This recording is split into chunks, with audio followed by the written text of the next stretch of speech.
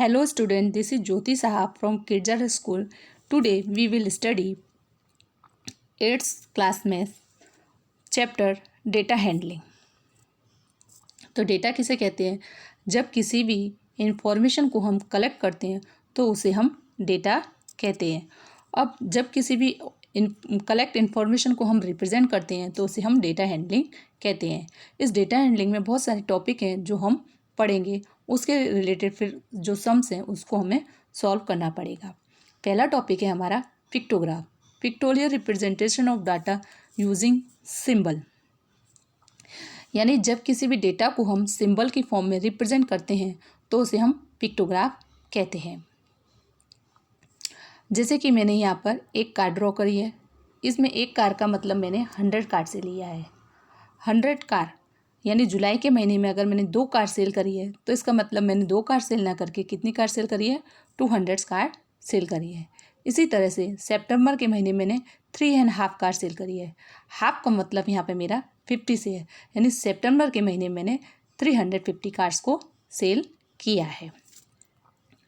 Bar graph, a display of information using bar of bars of uniform with their height being proportional to the respective values। यानी जब किसी भी data को हम बार की form में रिप्रेजेंट करते हैं तो उसे हम बार ग्राफ कहते हैं। यहाँ पे मैंने जो यूनिट ली है वो 1 यूनिट बराबर 50 स्टूडेंट लिए हैं, और यहाँ पे मैंने एकेडमिक ईयर लिए हैं एक्स एक्सेस पे, और वाई एक्सेस पे मैंने नंबर ऑफ स्टूडेंट लिए हैं क्लास 8 के। हम इस बार ग्राफ में क्या होता है, ये जो विड्थ होती है आपकी वो सेम होती है, ये जो विड्थ देख रहे हैं ना वो सेम होती है, लेकिन जो हाइट देख रहे हैं ना आप, ये हाइट वो जो वैल्यू दी हुआ उसके अकॉर्डिंग चेंज हो जाती है। जैसे कि मेरे 2018 और 19 में 150 स्टूडेंट थे, इसी तरह 90 और 20 में मेरे स्टूडेंट 300 हो गए, और 20 और 21 में स्टूडेंट घट गए, 250 हो गए। यानी जब हम किसी भी ग्राफ को बार की फॉर्म में रिप्रेजेंट कर रहे हैं तो उसे हम बार ग्राफ कह रहे हैं। नेक्स्ट टॉपिक है double bar graph, a bar graph showing 2 sets of data simultaneously, it is useful for the comparison of the data. यानी जब कोई बार ग्राफ किसी 2 चीज़ों को एक साथ रिप्रेजेंट करता है तो उसे हम डबल बार ग्राफ कहते हैं, और इसका यूज़ हम कंपैरिजन के लिए करते हैं। यहाँ पे मैंने ये हाफ ईयरली के लिए ये लाइनिंग वाला बॉक्स लिया है, और जो एनुअली है वो उसके लिए मैंने सिंपल वाला बॉक्स लिया है, या मैंने इसको अलग अलग रिप्रेजेंट किया है। और नीचे जो मैंने लिए हैं एक्स एक्सिस पर वो मैंने लिए हैं सब्जेक्ट, और जो वाई एक्सिस पे लिए हैं मैंने मार्क्स ऑब्टेन्ड बाय स्टूडेंट। माना कि मेरे मैथ्स कोई बच्चा है उसका मैं डबल बार ग्राफ बना रही हूँ, उसने मैथ्स में जो हाफ ईयरली में मार्क्स लिए हैं वो 60 लिए हैं, और वही जो एनुअल में बढ़कर कितने हो गए हैं? 80 हो गए हैं। अब इंग्लिश में 50 थे हाफ ईयरली में, और एनुअल में बढ़ के कितने हो गए उसके? 60 हो गए। तो जो मैंने यहाँ पर रिप्रेजेंट किया है वो उसको 2 बार मैंने यहाँ पे रिप्रेजेंट किए हैं, यानी यहाँ पे मैंने कंपैरिजन किया है। यानी डबल बार ग्राफ हम जब ड्रॉ करते हैं तो हमेशा कंपैरिजन के लिए ही ड्रॉ करते हैं। नेक्स्ट टॉपिक है हमारा frequency, the number of times a particular observation occurs is called its frequency. यानी जब किसी डाटा को हम ऑब्जर्व कर रहे हैं और जो नंबर बार बार आ रहा है या वो नंबर कितनी बार आ रहा है वह उसकी फ्रीक्वेंसी कहलाता है। नेक्स्ट टॉपिक है ऑर्गेनाइजिंग डाटा, किसी भी डाटा को ऑर्गेनाइज करना, सिस्टमेटिक ऑर्डर में ऑर्गेनाइज करना या टेबुलर फॉर्म में ऑर्गेनाइज करना ऑर्गेनाइजिंग डाटा कहते हैं। जैसे कि मेरी क्लास में 10 स्टूडेंट थे, मैंने पूछा उनसे आपको क्या पसंद है, कौन सा सब्जेक्ट पसंद है, तो किसी ने कहा मुझे आर्ट, किसी ने कहा मैथ्स, तो मैंने क्या किया, किसी ने कहा मुझे साइंस, तो मैंने क्या किया उसको मैंने एक टेबुलर फॉर्म में रिप्रेजेंट कर दिया। यहाँ पे आप देख रहे हैं यहाँ पे सब्जेक्ट दिए हुए हैं और यहाँ पे नंबर ऑफ स्टूडेंट दिए हैं, यानी किसी भी डेटा को टेबुलर फॉर्म में रिप्रेजेंट करना ऑर्गेनाइज्म ऑफ डाटा कहलाता है। नेक्स्ट टॉपिक है ग्रुपिंग ऑफ डाटा, इसका यूज़ हम लार्ज स्केल के डाटा को रिप्रेजेंट करने के लिए करते हैं। जैसे कि मेरी क्लास में 60 स्टूडेंट हैं, अगर मैं सबके लिए अलग अलग एक एक लिखने जाऊँगी तो मुझे जो डाटा है वो मेरा बहुत लंबा हो जाएगा। तो मैं क्या करती हूँ, इसमें ग्रुपिंग कर देती हूँ, यानी मैं इसमें क्लास इंटरवल बना देती हूँ, जो कि मैं आपको अभी बताती हूँ। यहाँ पे मैंने 60 स्टूडेंट लिए हैं और उनके मार्क्स यहाँ पे जो उन्होंने गेन किए हैं, वो मैथ्स के सब्जेक्ट में जो उन्होंने गेन किए वो यहाँ पे मैंने लिखे हैं। ये मैंने क्या किया है, ग्रुप बना दिया है। मैंने ग्रुप बनाया है 0 से 10, 10 to 20, 20 to 30, 30 to 40, यानी जीरो से लेकर ये मेरे मार्क्स हैं और यहाँ फ्रीक्वेंसी में मैंने नंबर ऑफ़ स्टूडेंट लिखे हैं। अब जो 0 से 10 के बीच कितने लोगों ने मार्क्स गेन किए, जो 0 से 10 है उसमें हम 0 से 9 तक, 0 से लेकर 9 तक के जितने भी बच्चों के मार्क्स आएंगे वो 0 to 10 के क्लास इंटरवल में जाएंगे। यानी यहाँ देखो यहाँ 5 दिया हुआ है, ये 5 दिया हुआ है, यहाँ पे यहाँ नीचे आपको ये दिया हुआ है 7, यानी 0 से 9 के बीच क्या है, 5 और 7 आया। 5 और 7 आया तो मैंने ये मेरे जो 0 से 10 के बीच जो 2 बच्चे हैं उन्होंने कितने मार्क्स किए, 5 और 7, तो मैंने कहाँ रख दिया उसको, 2 मैंने कहाँ रख दिया, नंबर ऑफ़ स्टूडेंट में रख दिया, यानी वो उसकी फ्रीक्वेंसी है।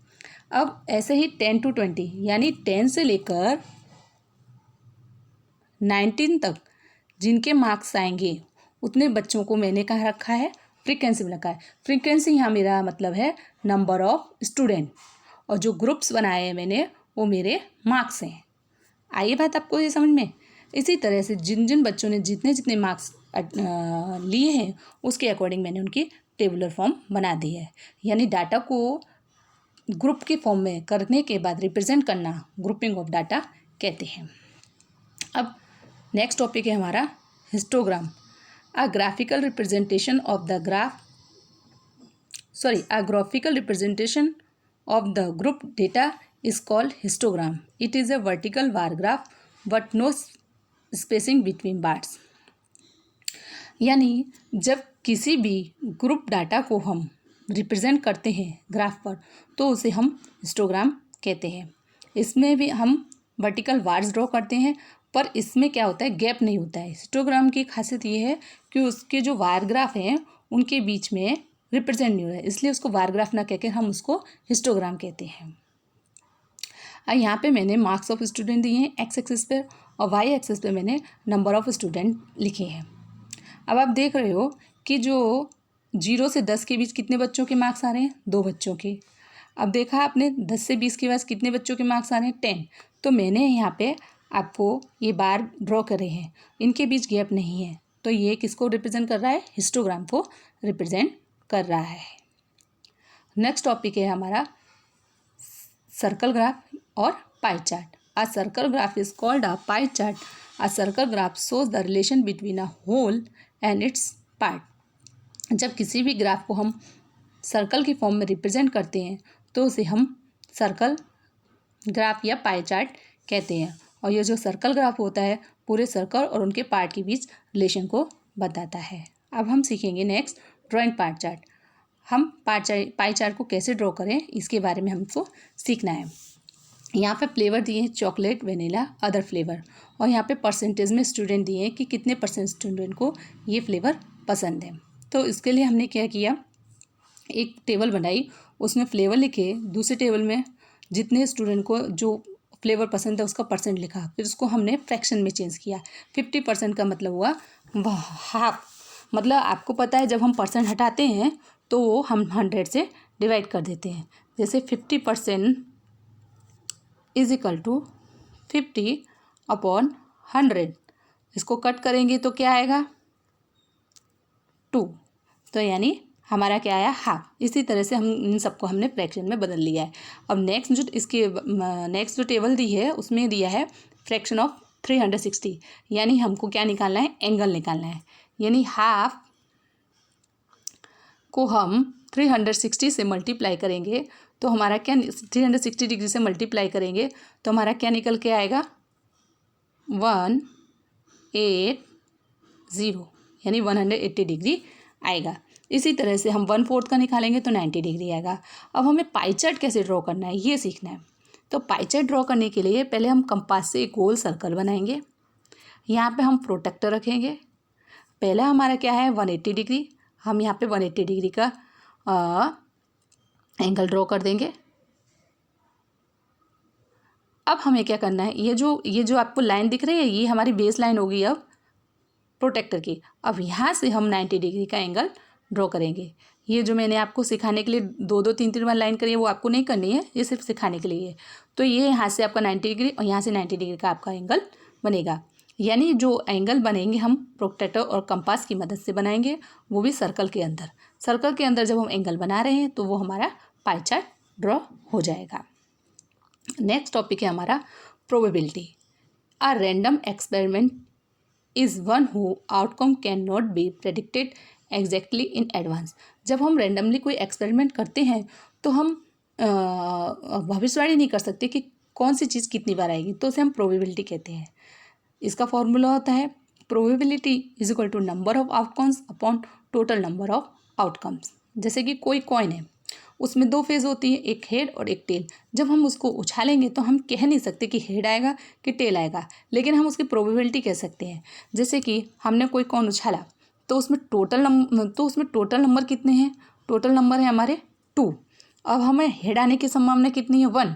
अगर इसी तरह हम अगर टेल की बात करें तो टेल में भी हमारी आने की संभावना कितनी है 1, क्योंकि दोनों तरफ हेड और टेल होता है। लेकिन अगर हम किसी डाइस को थ्रो करें और हम कहें कि 2 आने की संभावना कितनी है, तो उसमें टोटल नंबर कितने होते हैं 6, क्योंकि 1 2 3 4 5 6 होते हैं, 6 पॉइंट होते हैं। अब 2 तो हमारा एक ही बार आ सकता है, तो इसकी प्रोबेबिलिटी कितनी हो गई 1/6। इसी तरह से जिसकी आने की जो प्रोबेबिलिटी है वो उसको फॉर्मूले से निकाल सकते हैं। यहाँ पर मेरा ये जो इंट्रोडक्शन वीडियो है वो फिनिश होता है। बाय स्टूडेंट, नेक्स्ट वीडियो जो आएगा उसमें हम चैप्टर की एक्सरसाइज के बारे में डिस्कस करेंगे। Thank you, bye.